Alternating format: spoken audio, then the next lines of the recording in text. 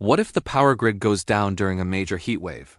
The first American cities won't collapse because of chaos, or looting, or crime. They'll collapse because of biology. At 95 degrees Fahrenheit with high humidity, the human body begins to fail. At 104 degrees, even healthy adults can die after just a few hours without cooling, and at 120 degrees, survival becomes a calculation of minutes. Now imagine that heat with no air conditioning, no fans, no refrigeration. No elevators in high-rises, no water pressure in the taps. No functioning hospitals, no communications, and millions of people trapped in concrete heat traps. This is what scientists call compound risk, extreme heat plus grid failure. And today, we're mapping the US cities that become unlivable first when this disaster strikes. This isn't speculation. This is based on real temperature data, humidity charts, wet bulb thresholds, population density, elevation, and urban heat island science. Let's begin.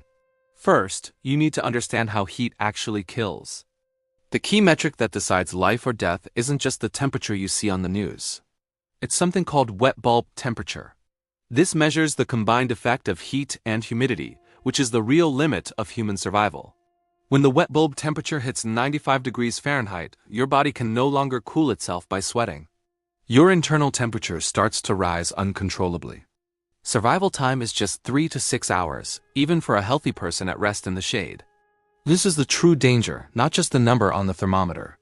Now let's combine this wet bulb danger with other risk factors.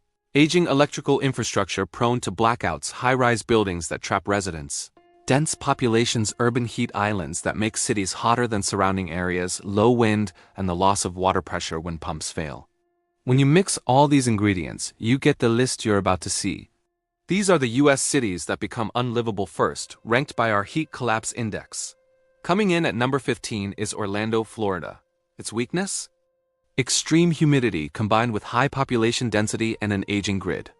Don't forget the massive tourist zones, which would create a huge stranded population with nowhere to go. We estimate a collapse time of 12 to 18 hours after the grid fails. At number 14, we have Tampa, Florida. Here, high humidity and heat get trapped by the coastal air, creating a suffocating environment. The collapse would be triggered by clusters of heat stroke cases overwhelming already stressed hospitals, leading to gridlock on the highways as people try to flee. Collapse time, 12 to 20 hours. Number 13 might surprise you, Memphis, Tennessee. It's not a desert city, but its crushing humidity can turn even mild heat deadly and fast. In a grid-down scenario, the first areas to suffer catastrophic effects would be the city's low-income neighborhoods, which often have less green space and older housing. At number 12, we land in Houston, Texas. Houston is essentially a wet sauna packed with skyscrapers. It's a perfect storm for rapid collapse. Why? Crushing humidity, endless concrete that absorbs and radiates heat, very little wind to offer relief, and aging infrastructure trying to support a massive population. We project a collapse time of just 8 to 14 hours. Number 11. Oklahoma City. It's a dry heat here, but that doesn't make it safe. The real danger is the immense strain on the power grid. When it fails, you're looking at widespread heat stroke and a sudden loss of water pressure. At number 10, we have Dallas-Fort Worth. During a heat wave, pavement temperatures there can hit 120 degrees Fahrenheit. The collapse cycle is brutal and fast. Within 1 hour of a grid failure, indoor temperatures skyrocket. After 4 hours, we see fatalities, especially among the elderly. By hour 10, hospitals are overwhelmed. And within 24 hours, a mass migration wave begins as people flee. Number 9 takes us to the suburbs of Phoenix, places like Mesa, Chandler, and Gilbert. You might be surprised they rank higher than Phoenix itself, but they'll collapse first. Why? Almost no shade, no independent water sources, endless asphalt, and poor airflow. When record-breaking heat meets a power outage here, collapse happens in just 3 to 8 hours.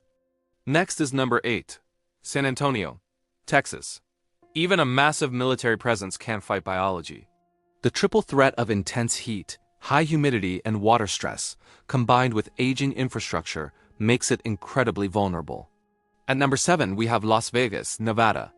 Without air conditioning, Vegas becomes a heat prison. The critical failure point? The massive ventilation systems in the hotel casinos.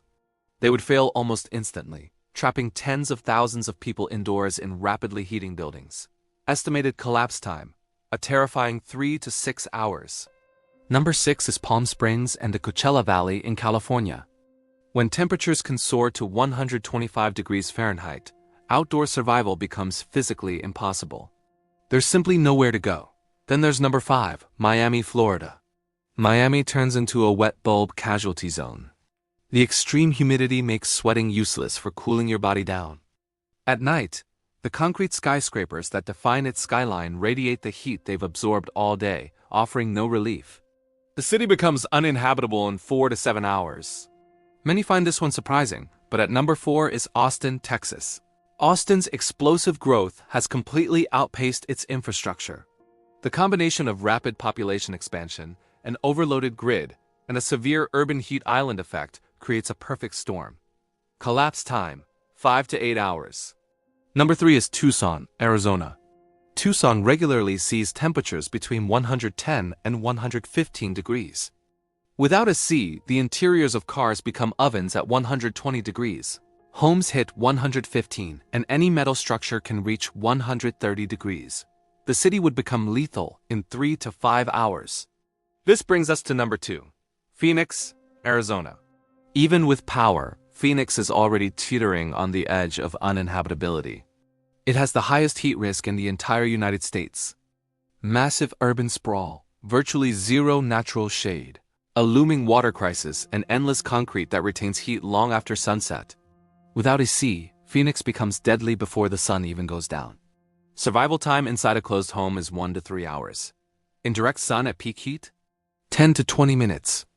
And now, the number 1 U.S. city that would become unlivable first in a heat-related grid failure is El Paso, Texas. With a heat collapse index of 8.5 out of 10, El Paso is in a league of its own. Here's why. It's hit by extreme dry heat, with average spikes of 110 to 115 degrees. There's no coastal wind for relief. Heat radiates off the surrounding plateaus of Mexico and New Mexico. Its border infrastructure is fragile, the grid is unstable, and there's very little natural shade. El Paso is where heat waves from Arizona and Mexico converge. During a grid failure, it would become a heat dead zone in just 2 to 4 hours. When these cities fail, a domino effect will ripple across the country. Highways will clog, water pressure will disappear, emergency services will collapse, and hospitals will shut down. A massive, desperate migration will begin instantly. People will move north, toward higher elevations, forests, and water, the safest zones? Places like Idaho, Montana, Minnesota, the Appalachians, and Maine. Heat will redraw the map of America. If a heat wave can erase cities this fast, imagine what happens when the water disappears too. To see which American states are set to lose their reservoirs, rivers, and aquifers in the coming water wars, watch our next episode. This is 0 Hour Atlas. We don't predict doom, we map what survives. Thanks for watching.